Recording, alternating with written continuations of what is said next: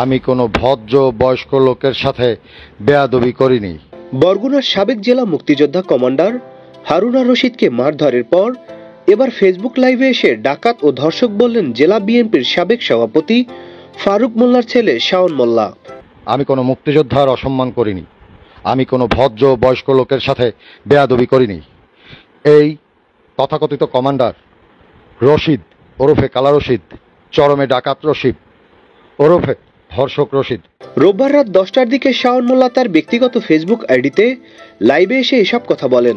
তিনি আরো বলেন, বয়স্ক একজন মানুষের সঙ্গে এমন আচরণ করা ঠিক হয়নি আমার। তবে আমি কোনো মুক্তিযোদ্ধাকে অসম্মান করিনি এবং কোনো ভদ্রলোকের সঙ্গে বেয়াদবি করিনি। 5 মিনিট 43 সেকেন্ডের একটি ফেসবুক লাইভের ভিডিওতে শাওন মোল্লা আরো বলেন, আমি কেন আইন হাতে তুলে নিলাম বা কেন আমি এমন আচরণ করলাম তার উত্তর আমি আপনাদেরকে দিচ্ছি।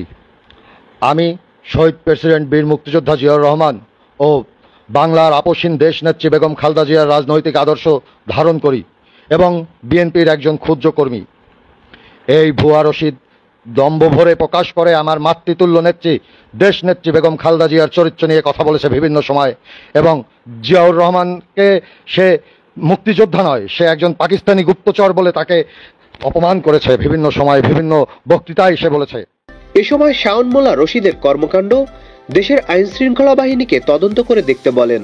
এছাড়া এসব মিথ্যা হলে আইনি যে শাস্তি আছে তা তিনি মাথা পেতে নেবেন বলেও জানান। একজন কুখ্যাত ডাকাত ও নারী লিপসুর গায়ে হাত তোলা যদি অন্যায় হয় তাহলে আমি প্রকাশ্যে দেশবাসীর কাছে ক্ষমা চাই।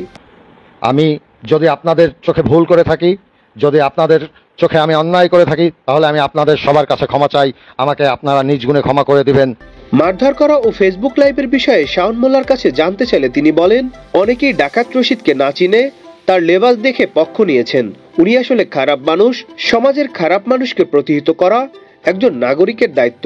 তবে এ বিষয়ে সাবেক মুক্তিযোদ্ধা কমান্ডার হারুনা রশিদ বলেন, আমাকে মারধর করার পর সবাই যখন আমার পক্ষ নিয়েছিল তাই আবার ফেসবুক লাইভে এসে আমাকে ডাকাত বলেছে। আমি এ বিষয়ে মামলা করব, তবে একটু সময় নিচ্ছি, আমার মানসিক অবস্থা ভালো না। নাদিম হাসান, চ্যানেল আই।